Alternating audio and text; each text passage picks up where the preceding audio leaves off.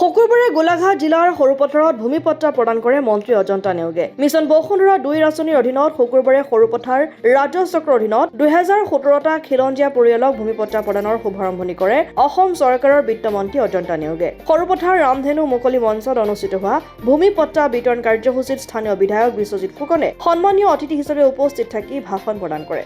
Mission বসুন্ধৰা 2.0 এটা অতি সফল কাৰ্যসূচী, কাৰণ অসমত ইতিমধ্যে 2,29,000 মানুহে পট্টা পাবৰ কাৰণে সক্ষম হৈছে। এই স্বাধীনতাৰ অমৃতকালৰ মই ভাবোঁ যে এটা শ্ৰেষ্ঠ আঁচনি, যিটোৰ জৰিয়তে খিলঞ্জীয়া লোকসকলে, বৃহৎ সংখ্যক লোকসকলে, যিসকলে দীৰ্ঘদিন ধৰি ভূমিৰ অধিকাৰৰ পৰা বঞ্চিত হৈছিল, তেওঁলোকে পট্টাখিনি পাইছে।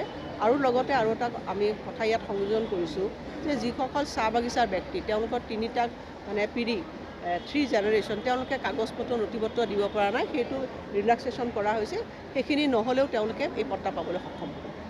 বাইদেউ, মিছন বসুন্ধৰা যিটো আঁচনি লোৱা হৈছে, এইটো সমালোচনা কৰি ডক্টৰ হিৰণ গোহাঁয়ে এটা কথা কৈছে যে এয়া অনা অসমীয়াক মাটি গতাই দিয়াৰ এটা পৰিকল্পনা। আপোনালোকে এই কথাখিনি আচলতে মোক সুধিব নালাগে। যিসকলে আজি পট্টা পাবলৈ সক্ষম হয় তেখেতসকলক সোধাটো বেছি ভাল। আচলতে মইতো ক'লোঁ যে স্বাধীনতাৰ 75 বছৰৰ পিছত আমাৰ ৰাজ্যখনৰ কাৰণে ই এক অতি শ্ৰেষ্ঠতম আঁচনি।